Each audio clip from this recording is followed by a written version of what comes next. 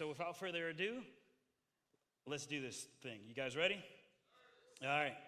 So, the first thing that we must do to thrive in our singleness is this. We need to take time to understand singleness, okay? Singleness is a good thing and not a bad thing.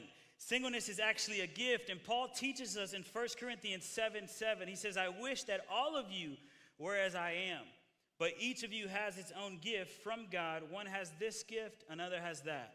Now to the unmarried and to the widows, I say, it is good for them to stay unmarried as I do. So singleness is a gift, but many of us don't feel like it. You see singleness as a burden. You think singleness is a hurdle or a roadblock. You actually think that God is holding something from you. He's holding back or holding out on you. And this is what I need you to understand. I promise you that God is fully aware of your circumstance. And he's working for your good, even if your idea of good looks different from his. And so singleness is not a problem that we need to fix, okay? And I believe that we think it is because of our lack of our understanding. Sam Alberry said this, singleness is not a problem to be solved, but a gift to be enjoyed. And Paul emphasized that in his letter. He said, but each of you have your own gift from God. One has this gift and another has that. Paul teaches us that singleness and marriage are both gifts. And so, for example, I had one of my birthdays, my wife and my in-laws, they both got me a gift. My wife got me a bookshelf. I didn't really want a bookshelf. I wanted a PS5, but it's okay.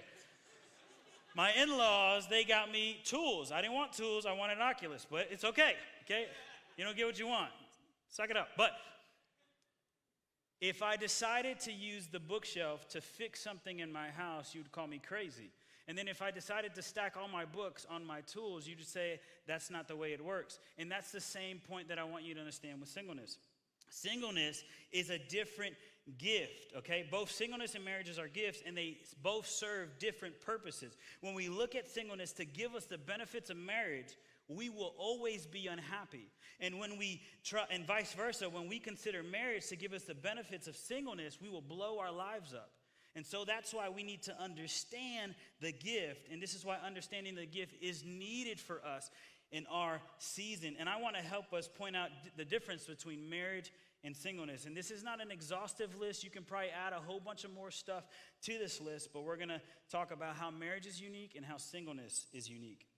So marriage is unique because it's created by God, and it is for companionship, support, and multiplication. So Genesis 1:28 and Genesis 2:24. In marriage, spouses nurture each other's faith, reflecting Jesus' love for the church. Ephesians 5:25 and Colossians 3:18. It also involves sharing emotional, physical, financial, and spiritual support. 1 Corinthians 7:3. So that's marriage. It's different from singleness. So singleness is unique because it allows for us to have a deeper relationship with God and more availability for ministry without the distractions of marriage. Without the distractions of marriage. Paul says it in 1 Corinthians 7:32. I would like you to be free from concern. And an unmarried man is concerned about the Lord's affairs and how he can please the Lord. And the unmarried woman cares about the things of the Lord, that she may be holy in both in body and in spirit. So in your singleness, you have pretty much, you don't have to concern about other things. Your concern is only with God. So that's a uniqueness of singleness. The other thing about singleness that's unique is you have flexibility and availability. Singles have more time. All right, some people have more free time than those, single people have more free time than those in a relationship, and this is a no-brainer. You see it. The other day, I asked one of my friends about a young adult. I haven't seen him in a while, and I said, hey, what's up with Buddy? I haven't seen him. Is everything okay? He's like, yeah, he's just dating. Right? You know what I'm talking about. Like your friend disappears off the face of the earth. You got to call him and just say, hey, you alive? He's like, oh, yeah, I just been hanging out with my girl. Right? That's what happens. It's because once you get into a relationship, you don't have that much time. But when you're single, you have time. And young adults, they disappear all the time. I just got to tell them they're probably dating. It's okay. We just got to pray for them. And so if dating someone gives you less flexibility and availability, what do you think marriage and having kids are going to do? What do you think is going to happen? And trust me, I know when I was single, I had a ton of free time. I read a lot, I traveled, I served, but once I started dating, my free time decreased. Engagement took up even more time, and marriage required even more time to focus on my wife and our responsibilities. And then you throw a kid in the mix. Y'all, pray for me, okay? Because we think that we have all this time, but it's not. I need some sleep. I wrote this message at like 1 o'clock in the morning on a Saturday night before church, okay? Or Sunday morning, really.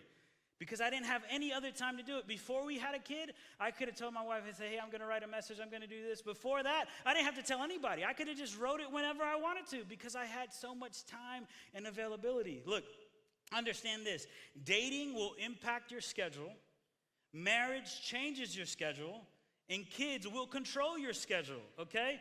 The leader of our household is Selah Grace, okay? She tells us when we're going to sleep and when we're going to do everything. So kids will control your schedule. So when you're single, you have a gift of flexibility and availability. In other seasons of your life, you will not have the same flexibility and availability. The next thing is singleness is unique because you can work on yourself. It's unique because you can use it to personally grow. Singleness is a time for you to actually grow. And it's a time for you to work on you and to work on your relationship with Jesus. It's also a time for you to practice self-control. We actually believe this lie that once we get into a relationship and once we get married, all that purity stuff is just going to work itself out. That's a lie. You got to work on that now. You got to work on self-control now so that when God gives you the gift of marriage, you can steward it well. And so singleness is a time for us to personally grow. Another uniqueness of singleness is it gives us unique opportunities to serve. Being single gives you the freedom to take on different ministry roles, travel for mission, and spend more time in prayer and in study. You have more time to serve. You have more time to read. You have more time to pray. It's because you have more time. You have more time. The next thing is it's unique because it gives you the opportunity to form deep friendships. Singleness allows you more time and energy to build these deep friendships. And it's sad, a survey I read, it was according to the Survey Center of American Life, said nearly 60% reported, young adults reported having lost touch with friends. And then 16% said that they no longer are in regular contact with most of their friends. We have stopped talking to each other. There was a book called The Anxious Generation, and he said, what people used to do together and go through together, we are now facing alone. That's why anxiety and depression has risen, is because we're doing this and we're fighting these battles that used to be in community, and we're doing it in isolation. And it's because we're not taking energy and time to invest in deep friendships, because that's what we're supposed to do in singleness.